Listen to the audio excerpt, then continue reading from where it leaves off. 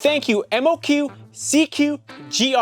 I'm still unsure if that's a password or your company name. Now, this is probably your basic one. It's 1200 TVL, which is TV lines, and it's a 7-inch screen.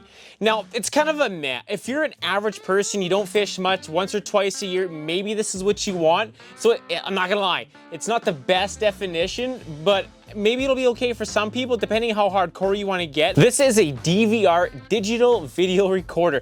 You can save some footage and upload it to your computer, and you can test out and see the quality for yourself. We are going to test this. You guys are going to see exactly what I see in the field, so you guys can be your own judge and determine that. So it comes with a 32 gigabyte memory card, which is more than enough. That's actually pretty big. The camera lens is also infrared, IR, or LEDs. I love saying that. LED, light emitting diode. So sometimes it's not as, like, it's darker water, it's a little dirty. You can bounce between infrared and LED and see what works better for you to see the best picture you can. The battery isn't the biggest, but I mean, if you're an average fisherman, it's 4,500 milliamps. So you're probably gonna get 5 to 6 hours on something like that, depending on the temperature.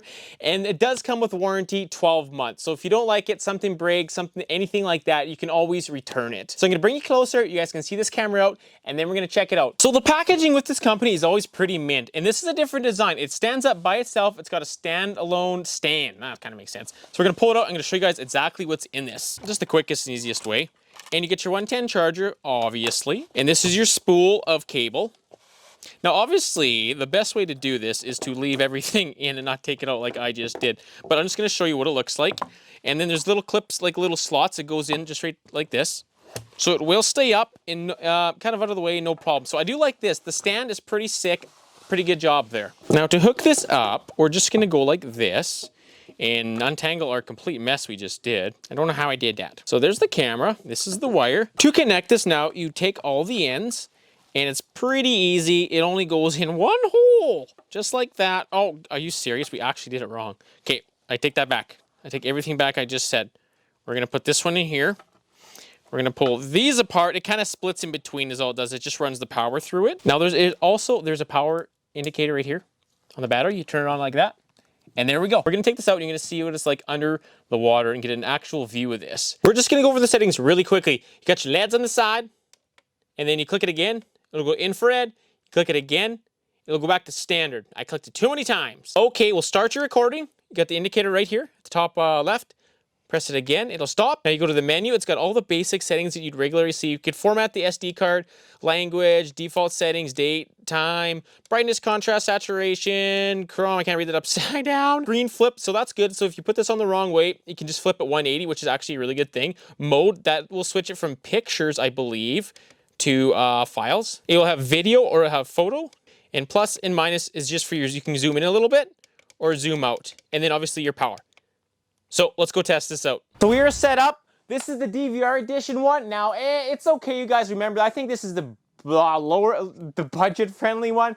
It's not that good. I'm not gonna lie. You're gonna see for yourself. But if you're just a casual fisher once or twice a year, maybe this would be okay. But just don't expect too much. And I'm also gonna record on the screen time because it'll be a little bit better what you guys see there opposed to the DVR. And I'll show you some footage of that. We're gonna start at about 3 to 4 feet. The clarity of it is pretty good here. A lot of it's gonna depend on the water. You can have the best camera in the world. If it's a dirty lake, it's not gonna matter. So this is a pretty clear body where we're at. And the second spot, we're gonna go out to about 8 or 9 feet, and you guys can see the difference there. And I hope this helps. All right, so here we go. In all honesty, I would buy this camera not for the DVR. If you just wanna look at it through the camera, I think you're gonna be more happy that way. But if you buy this one for the DVR, I think you're not gonna be that happy. So, well, let's take a look down here.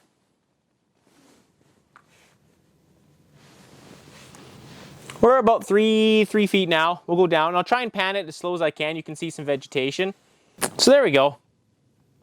So really with the screen time is what you guys are seeing. It's not that bad. I'm actually really impressed. Way better than I thought it was gonna be.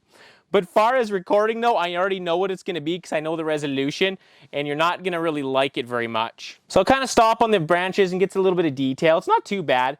Now it's very clear the body of water here. So it does get a little fuzzy, hazy, but you get what you pay for. This isn't the top end one.